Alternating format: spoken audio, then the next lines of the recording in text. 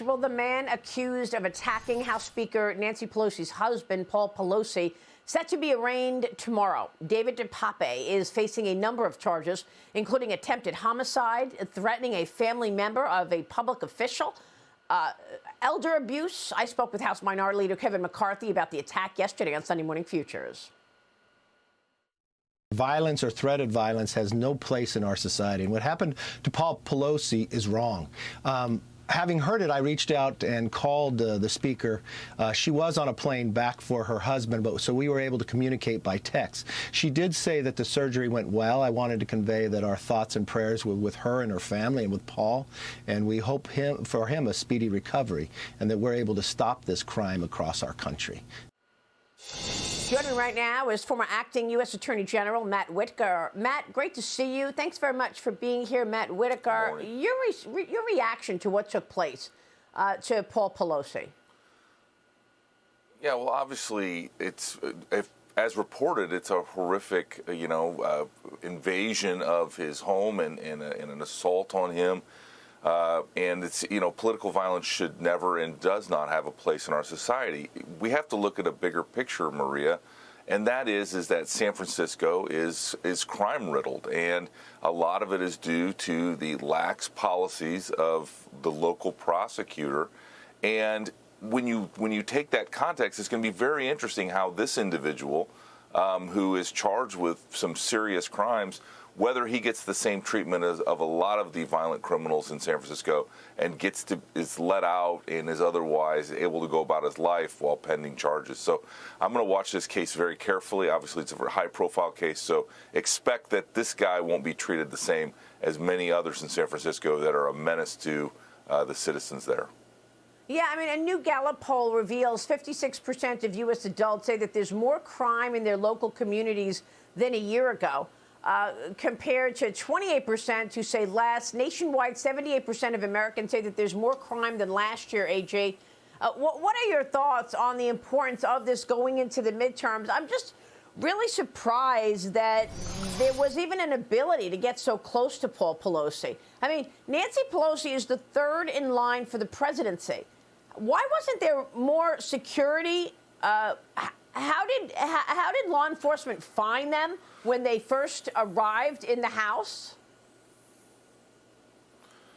Yeah, there's been some real strange reporting out of this, and obviously Elon Musk's tweet, which is since deleted, is also interesting. I want to make sure we have all the facts. I've always tried not to comment about crimes immediately after they happen because these investigations obviously uncover a lot of things. But this it was very surprising that someone could quickly get into Nancy Pelosi's house. I mean, I think that's very concerning. I think everybody should be concerned for their own safety. And obviously in this environment where we have rising crime in our major cities, it is certainly on the minds of a lot of Americans trying to keep their families safe.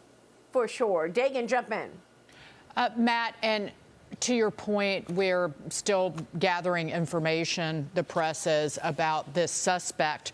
But there have been reports, even from his former partner, that he's mentally ill and that he has a history of mental illness.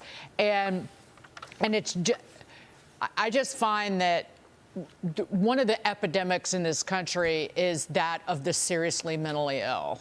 People who are violent, and it is not about liberal versus conservative. It's not about, and that we always talk about, and you've already heard this from even former President Barack Obama about blaming Republicans and the rhetoric from Mega MAGA, which is something that Joe Biden has said. But we always refuse to focus on serious mental illness in this country, and then maybe it gets discussed kind of peripherally, but no one does anything about it. And that's such a good point, Dagan, and you're absolutely right. This person, obviously, to carry out an attack like this, did most likely suffer from some mental health issues, and it's as we learn more about this individual, I'm sure that that's going to come into focus. But it is completely inappropriate and disgusting. Immediately after this attack, the media seemed to try to find a way to attach him to President Trump or the Republicans, and I just that we can't have a world where these horrible acts are amplified through a political lens in order to try to sway voters as we head into the midterm elections. I think it's it's highly inappropriate, and it misstates the case. Yeah, but AG, let's be clear. The reason that the media did that is because of Joe Biden. The president tried to attach the Republicans to this attack, saying that the rhetoric around January 6th stokes this, and the rhetoric for Republicans stokes this kind of thinking. I mean, it was Joe Biden who first put that out there, and the media just went with it, as they always do, for the Democrats' talking points. Meanwhile, the administration, let me switch gears, ask you about the border, because the administration reportedly gearing up for a surge of illegal migrants from Haiti, weighing plans to temporarily hold the Haitians in a third country, or perhaps at Guantanamo Bay. The Migrant Operations Center in Guantanamo Bay is separate from the facility that holds terrorists. AG, what do you make of this? Well, I mean, obviously, Joe Biden has a major problem, and if there is any more surge of illegals to our southern border, they know that the American people are fed up with it. I mean, we've talked about this several times before, and it's, the fact that they have announced no new policies, no new strategies, no new ways to lessen the burden, not only on Texas and Arizona, but also every city and state that's dealing with this illegal, migrant problem. And so I think, they're just going to try to shift and hide by putting people in Guantanamo Bay. But that's not certainly going to address the root causes that I thought Kamala Harris was working on at some point in time. And the root causes are we have an insecure southern border. We are sending a signal to the rest of the world that you should attempt to come here. And, until Joe Biden gets serious about this, and, he may have to get serious after November 8th because of the political pressure he's going to start feeling. But ultimately, this is a problem that is created by Joe Biden, and until, really a new president comes in, can't be solved by anybody but this administration.